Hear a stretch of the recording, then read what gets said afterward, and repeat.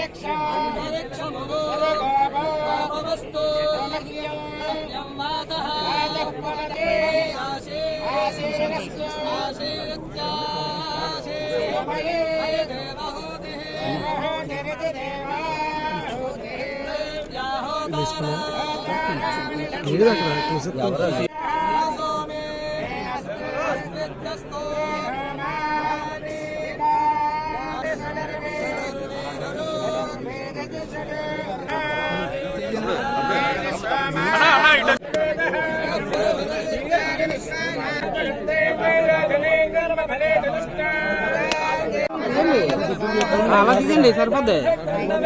మీరే మాద కూడా చూడాలి కదా వెనకాల.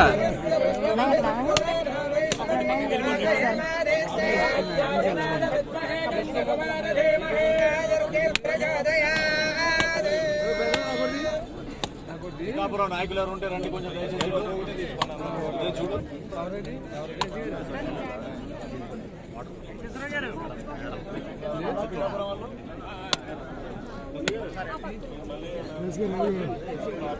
వెనక రండి.